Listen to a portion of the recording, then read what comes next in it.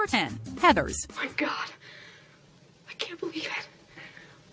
I just killed my best friend. A cult film, Heathers rose in status and popularity in the years after its release, eventually even becoming the basis for an off-Broadway musical and a TV series. There are some wonderful moments in this dark comedy, as well as great performances by Winona Ryder and Christian Slater that still pack a punch. You think you're a rebel? Do you actually think you're a rebel? You're not a rebel. You're f***ing psychotic. But Heathers opened in 1989 when mass murders in a school setting still felt like a hard-to-believe and extremely rare occurrence. Sadly, the surge in violence since then makes the film, especially the ending, a much more challenging and uncomfortable viewing experience. Veronica, you look like hell. Yeah, I just got back. Number 9. The Toy. I know what I want. He likes the Wonder Woman. Let's blow it up right away. The black man. The Toy is about the young son of an enormously wealthy man who purchases a person as his personal property, essentially his toy. I hope you have a good explanation for this. You said anything in the store. Well, he was in the store. Much was altered in the journey from Paris to Hollywood, but the most notable change was the Toy going from being a white actor in the French version to black comedy icon Richard Pryor in the American remake. Perhaps at the time, Pryor felt that the story might serve as a compelling reminder of slavery in the United States. I love you, Jack. I love you too, Harry. But I want you to do what's right, man. Unfortunately, any attempt at social commentary feels wholly undermined by the film's cheap comedy. The premise is quite simply way too troubling to ever get greenlit today. Number 8. Porky's. The low-budget Porky's became a massive hit in 1981, spawning 2 sequels and eventually a reboot. Teenagers today may take a look at it and just wonder what their parents and grandparents were thinking. You're kidding. It's a big gallon comic. It looks like King Kong's rubber. Pee-wee. You like it? Turner.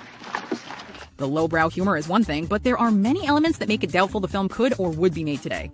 Chief among these is a scene, once considered a high point at the time, in which our young protagonists use a peephole to spy on girls showering.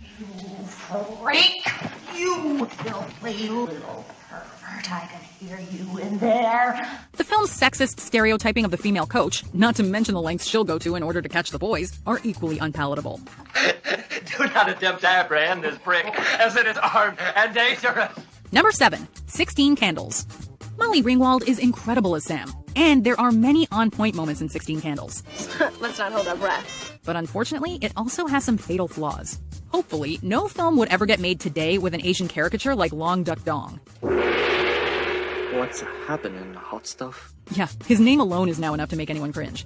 The subplot, which culminates in Ted and friends selling the chance for other boys to see Sam's underwear, is also problematic. But more so is the specter of date rape which hangs over Ted, and an obviously drunk Carolyn. You guys know what you're doing here or what? All right, just a minute. How's this look? Very nice. Number 6. White Chicks. Throughout the history of the entertainment industry, there have been countless examples of white performers donning blackface, or adopting insulting black stereotypes for laughs. As such, with 2 black men in whiteface, White Chicks could be seen as payback. You sure this is gonna work? Just trust me. Follow my lead. But even if a studio decided to do whiteface today, the film's attitudes towards women would make it a non-starter. Hi, I'm Cellulite Sally. Look at my huge badonky. Oh, and don't forget about me. I'm Back Fat Betty. Now, who could have said that? Oh, yeah, it's Tina the Talking Tummy. White Chicks revels in female stereotypes. Body image issues and objectification are all played for comedic effect. Sniffing chicks' underwear, man. It's peaked. It's what?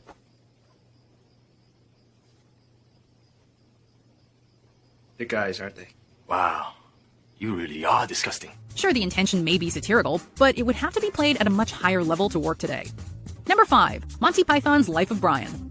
With their off-the-wall sensibility, the Monty Python comedy troupe took on many sacred cows over the years. I've heard you of the authority vested in me. Oh, Leo, we haven't started yet. Come on, who's through that? With Life of Brian, which focused on a neighbor of Jesus's who's mistaken for the Messiah, they did so quite literally. Hail, Messiah!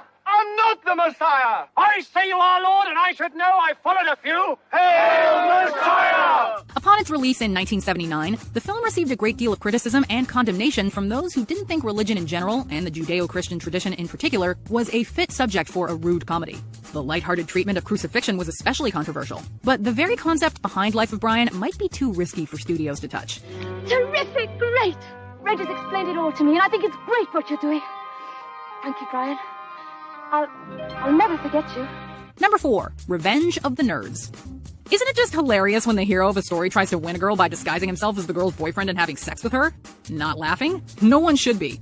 It's called rape by fraud or rape by deception. Yeah, not Fans, conservatives, liberals, politicians, Southerners, and Christianity. And it may even have played a role in the breakup of Pamela Anderson's marriage. No, what do you know me? No, thanks. No, agreement not necessary. None of this would help the project get greenlit nowadays, but the biggest obstacle may simply be the outrage the film provoked from the Arab world. No studio wants to anger a foreign market, which may strike back by preventing distribution of feature films in their countries. Thank you for watching my film. I hope you like. Dziękuję. Number 2, Soul Man. Congratulations, Mr. Watson, and good luck at Harvard. Thank you, sir. I'll do my best. At its heart, Soul Man is a well-intentioned but thoroughly misguided film that aims to reveal how white people don't understand the level of racism faced by people of color. Unfortunately, it seeks to make its point by having its entitled lead white character don blackface to pass as African American. By doing so, he wins a scholarship that would have gone to an actual black student. Important information for this committee. I have pictures. I have proof. Mark Watson is actually white. And though he eventually forfeits it by telling the truth, it takes way too long for him to do the right thing, and only after his double life proves too complicated. In this day and age, the use of blackface is acknowledged to be so repellent that it would make the film a total non-starter. You look funny white. Yeah? Well, green's my best color, but everybody stares. Before we unveil our top pick, here are some dishonorable mentions. Partners, in which gay stereotypes abound. That's all. Keep your hands to yourself. He's mine. The Jerk, the comedy around race hasn't aged well. It was never easy for me. I was born a poor black child. Weird Science, terrorizing girls so they can be rescued. Hands off the girls. Let's leave the girls out of this. Hands off. Said hands off! Zapped, taking sexual photos without permission. Here we are. Maybe later, okay? Number 1, Blazing Saddles. Mel Brooks' anything for a laugh, can't be big enough style creates a level of zaniness that can be downright hypnotic. You look charming. Sign right here. But Brooks, believing basically that there's nothing that can't or shouldn't be the subject of a joke, throws all political correctness to the wind in Blazing Saddles. Excuse me while I whip this out. Most problematic is the liberal use of the N-word in this tale of a black sheriff in the otherwise white Old West. Although, to be fair, the sheriff is the smartest guy in the Old West. Also objectionable is a joke about rape, as well as material that could anger Native Americans, the LGBTQ community, women, the Irish. Oh, you got the picture. Just watch me. It's so simple, you sissy Marys. If this script landed in a producer's office today, they couldn't get rid of it fast enough.